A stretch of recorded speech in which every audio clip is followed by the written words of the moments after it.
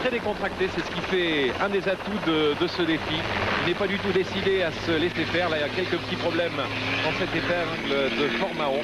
Et plus ça va aller, plus ça va être comme ça, car la piste se creuse. Il part en dérapage complet, on se rattrape.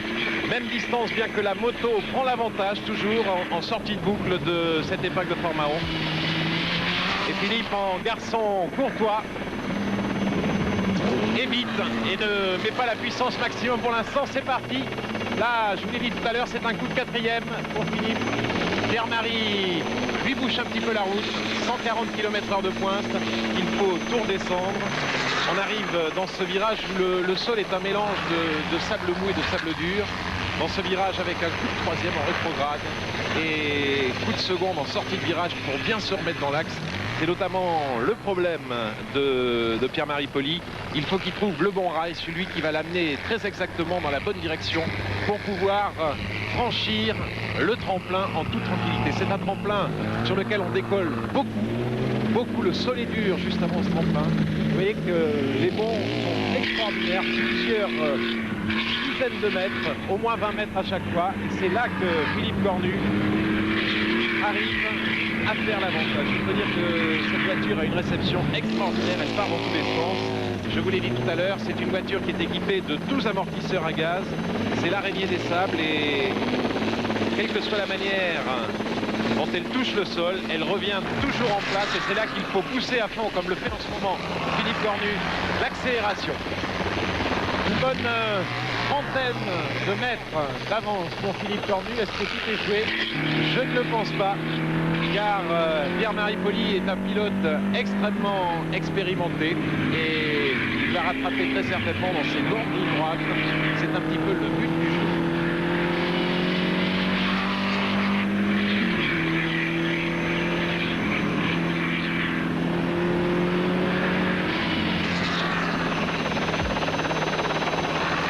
De la moto de Pierre-Marie Poli, bien normalement c'est qu'elle passe beaucoup plus vite dans les terrains cassants, dans les trous, dans les bosses.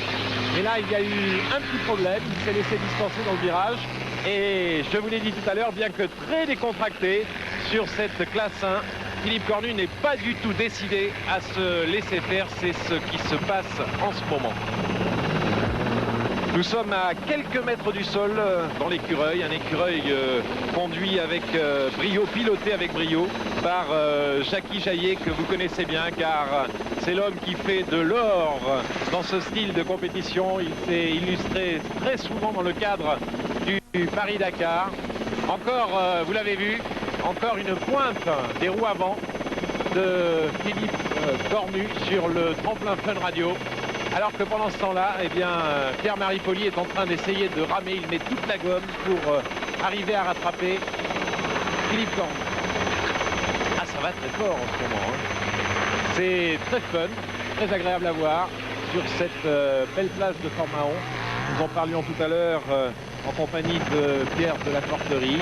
Cette plage qui voit au mois de mars beaucoup de coureurs parcourir donc l'ensemble de cette étendue de sable. C'est une bonne initiative, surtout à quelques kilomètres du Touquet. Et pendant ce temps-là, eh bien c'est reparti. Je crois que la danse continue.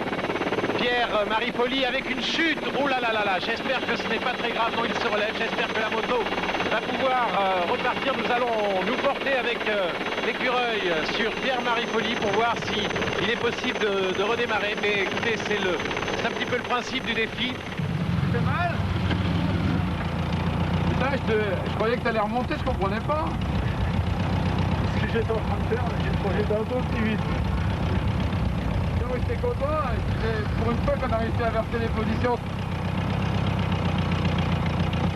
Voilà, on se retrouve donc avec Pierre-Marie. Ça va, pas de bobo? Non, non, pas de bobo. Le sable est un terrain relativement sympa pour la réception des sauts mal engagés. Et bon, là, ça s'est passé sans douleur. Sauf bon, pour la moto. Très bien. Alors, problème important maintenant, qu'est-ce qui se passe? Qu'est-ce qui va se passer? Eh bien, c'est à Philippe Cornu de nous le dire.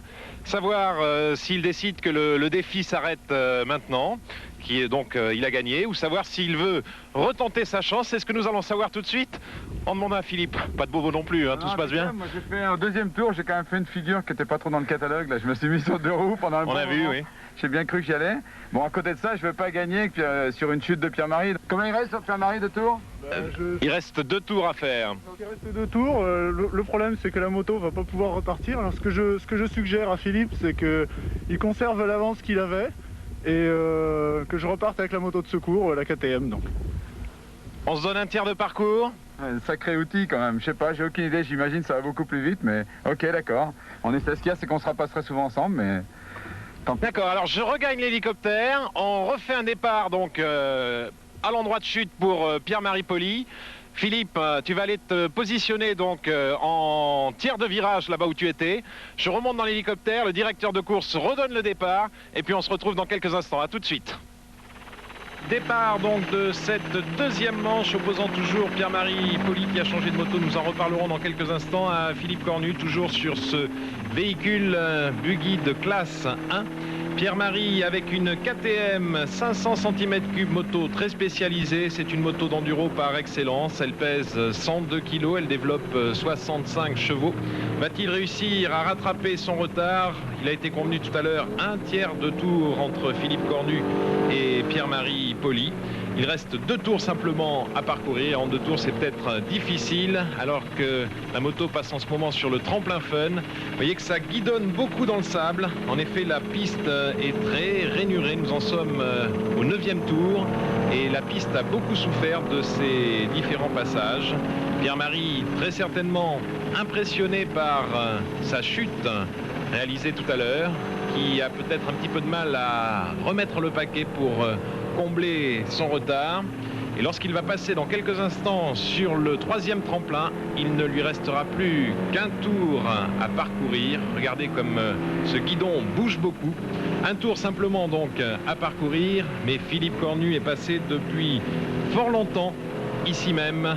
Ça me paraît très difficile. 17 km de course en tout cas au total sur ce parcours donc tracé spécialement pour ce défi Fun Radio FR3. Nous venons d'apercevoir sur le bas de l'écran de contrôle la toiture du véhicule, le toit du véhicule de Philippe Cornu. C'est dur maintenant pour Pierre-Marie de rattraper ce retard. Il a joué le jeu à fond alors qu'il vient de passer ce 2e tremplin fun. Il a joué le jeu à fond et Philippe est déjà dans le virage de Berck. Nous allons le voir apparaître dans quelques instants sur notre écran. Je pense que la victoire est acquise maintenant. Lorsqu'il passera à son tour sur ce tremplin, chose faite, eh bien nous pouvons dire, alors que le directeur de course lève le bras, que Philippe Cornu, avec son véhicule classe 1, a remporté ce 7e défi Fun Radio FR3. Nous allons attendre l'arrivée de Pierre-Marie Poli, qui passe lui aussi à son tour dans quelques instants sur le tremplin. Fin de cette course, je peux vous assurer en tout cas que pendant ces 10-12 minutes de course, nous avons vécu des moments spectaculaires. Nos 2 pilotes ont joué le jeu à fond. Et avec cette chute périlleuse réalisée par Pierre-Marie Poli, eh bien nous avons vécu effectivement des moments très intenses. Philippe Cornu va sortir de son véhicule dans quelques instants. Les 2 pilotes se serrent la main. On se retrouve. Voilà, donc on se retrouve en compagnie des 2 concurrents du défi, Pierre-Marie Poli. Vous voyez que ça se passe quand même dans la bonne humeur puisqu'il se serre la main. Philippe Cornu, donc, qui a remporté l'épreuve, pas trop déçu, Pierre-Marie?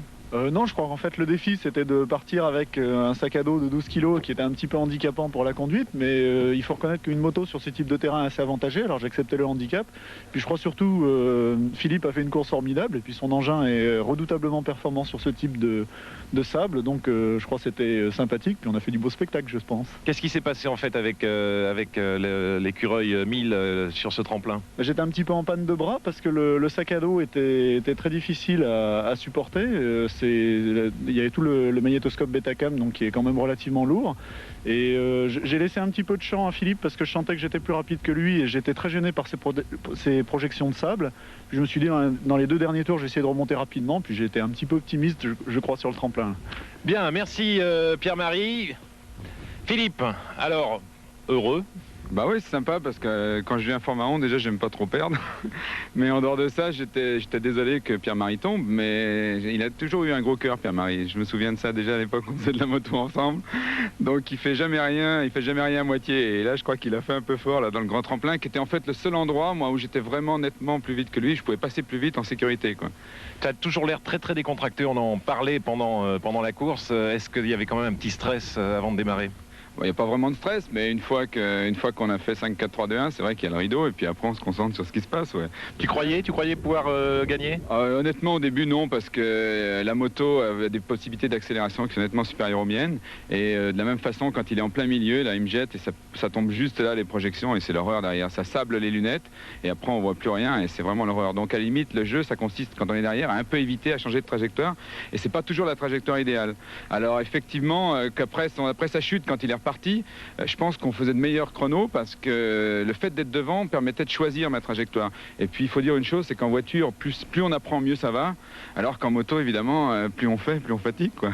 Merci Philippe, on va avoir le plaisir de la part d'FR3 et de Fun Radio de t'offrir ce trophée remis des mains de Dominique Aymar, qui est directeur de la promotion de Fun Radio. Merci Dominique Aymar.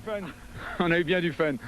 Et puis, on vous remercie à tous de nous avoir retrouvés dans le cadre de cette émission Sport Loisirs. On vous donne rendez-vous dès à présent pour un nouveau défi dans quelques jours, toujours sur la 3, bien sûr. À bientôt, merci.